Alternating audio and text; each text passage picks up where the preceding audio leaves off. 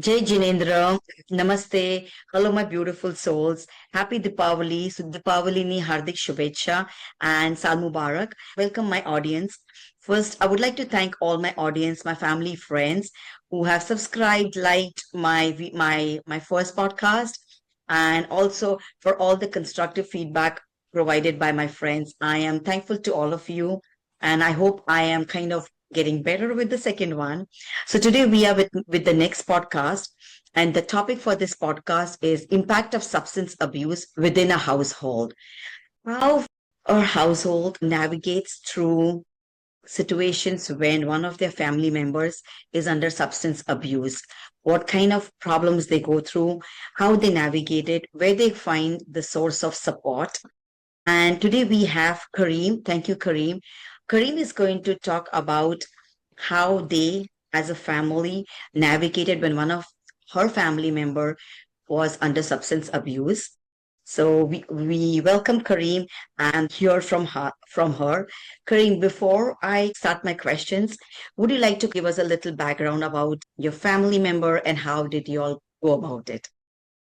Hi, Mitchell. I want to first and foremost thank you for having me on your podcast. Yes, living with a family member um, that abuses substances can definitely take the toll on a family, on a household. It affects the person that is using, but I would like to shed more light on how it affects the people who love the person who uses and abuses substances, you know, because every addict is someone's relative, someone's mother, someone's father, someone's brother.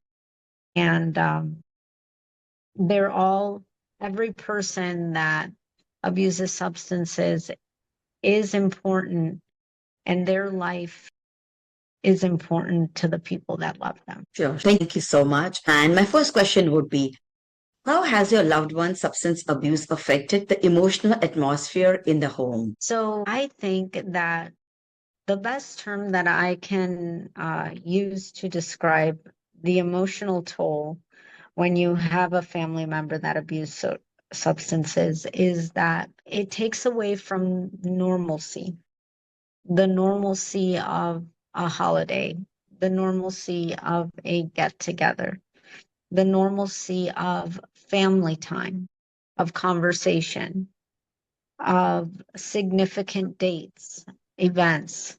The normalcy is no longer there because depending on the addiction, you are in constant fear of this person's life, of the people that they are with while they take these things that are essentially killing their minds, killing their body, and killing themselves. So the normalcy of family life is gone. That is the best way that, from my own personal experience, I can best describe the emotional toll that it has taken on our family, to be specific.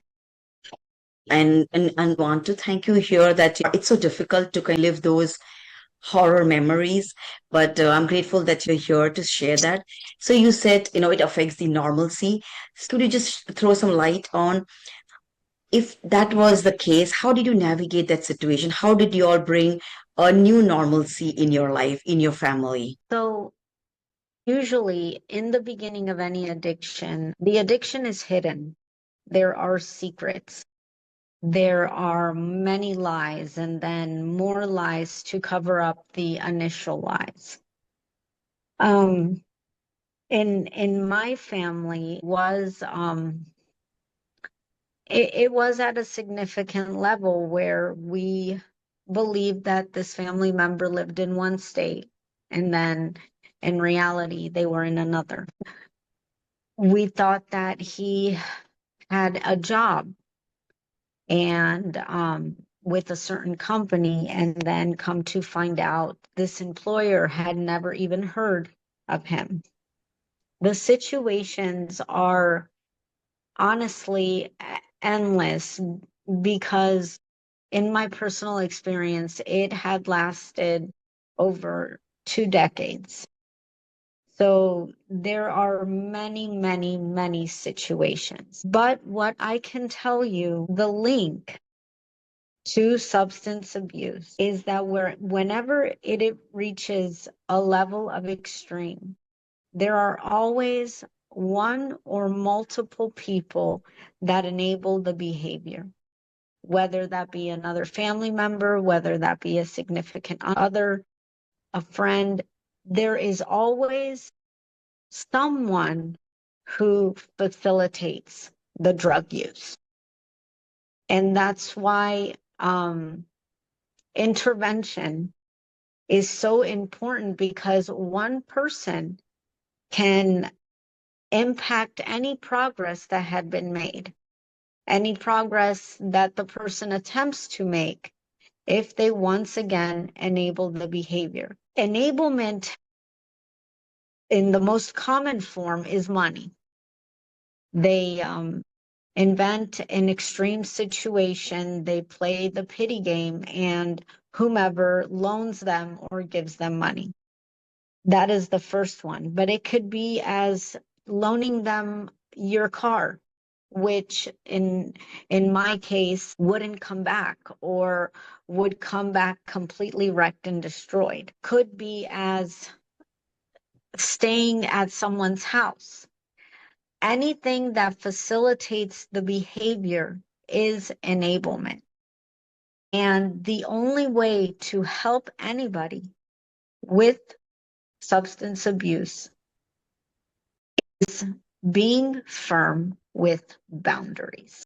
And the second one would be shifts in family roles and responsibilities. Have you noticed any changes in roles within the family, like someone having to step up or take more responsibility because of the other family member, undergoing the substance abuse? Yes. For example, I think that when people enable, they don't do it because they don't love the person using. It is quite the opposite. They love them so much that they strongly believe that if they help them just this one other time, that things may be different. And that's not the case. So in most, not all, of course, but in most family dynamics, or dynamics where there is substance abuse, there will be someone who will be more distant and clearly understand the situation for what it is, and attempt to convince the person or the people that are enabling and making the drug addiction easier to obtain. And that will create arguments, that will create fights, that will create misunderstandings. Because in these types of situations, the only way you can love someone who is hurting themselves is to be tough on them with boundaries, with tough love. So a lot of times there will be, you know, there will be conflict because someone or some people will understand the situation for what it is. Others will not see it as clearly as it is. And there will still be behaviors that facilitate the drug use.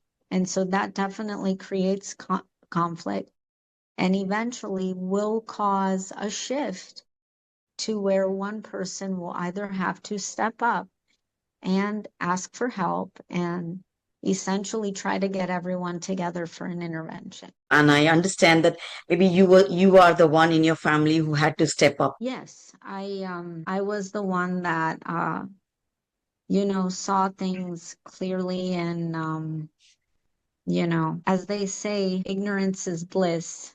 So it is as much as a gift as it is also a curse, because that creates a lot of it's just a painful situation to go through. It's just a painful situation where you see other family members that are believing with their entire soul that they are helping, when they're actually in reality doing more damage to an already painful situation. It must be really painful for your family to go through this whole thing. Yeah, it Yeah. definitely it was. And for the other millions of families that go through it, a lot of What families live substance abuse as a badge of shame.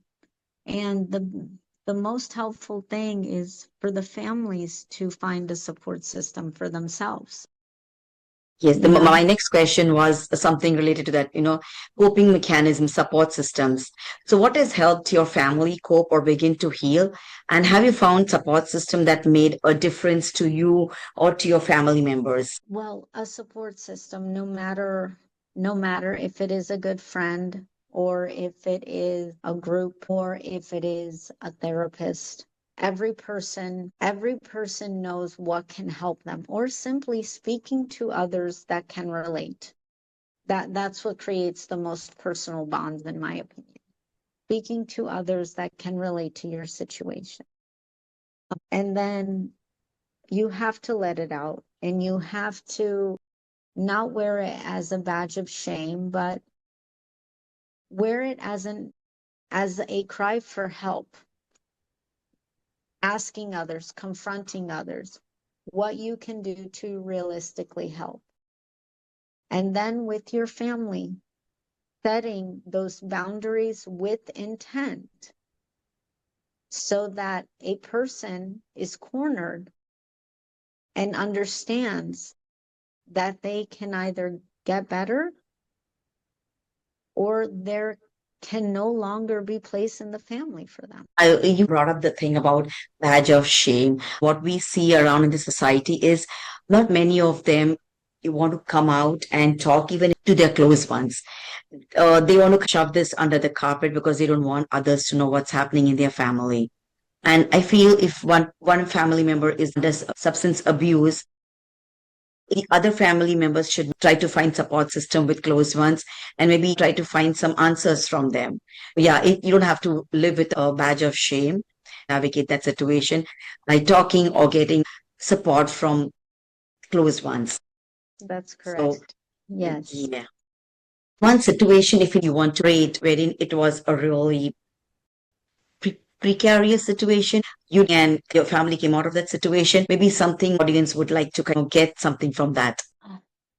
Mitchell, there have been so many situations, but the boundaries in every situation that presents itself, the boundaries and setting a clear understanding that every person in the household feels the same way. There is going to be no person in the family or in the household that says, okay, I will give you that $5, or okay, you can come stay the night with me. It needs to be a wall where they have to be faced with a choice. They have to be faced with the responsibility. You're either in or you're out. And enabling also means protecting, quote unquote, a person, the person that uses the drugs, from their responsibilities. Facing responsibilities and facing their consequences, regardless of how grave they may be, is truly the only way, okay, to learn what they're doing to themselves, to comprehend the disastrous effects that they are doing to themselves. If we protect them, they just understand that it's a behavior that can keep going. And I know that I'm speaking from personal experience, but I can tell you 9 out of 10 cases are exactly the same as the one that my family dealt with. So basically, to sum up, like, what I understand is as a family member, we don't have to be enablers. We have to set Right. boundaries. And sometimes we have to take those tough decisions wherein you might have to kind of, push the person away or not give Yep. him or her whatever is they are demanding. and come Correct. what may, come what may. And also talking to your close ones, kind of finding support systems to your close one. And sometimes, as we say, venting out, sometimes it's a kind of, therapy wherein you talk what's going on with you, with your close ones who are not going to judge you. So Correct. these are the things what I feel. Apart from this, if there's anything else, which you would like to share, which can empower our audience, families, those who are going through this issue in their life. Mitchell, I invite anybody that is listening to your podcast and is listening to our conversation to write you questions, write you comments, and I would be more than happy than answering those questions, even if they wanted to ask personal questions about their life to the best of my ability.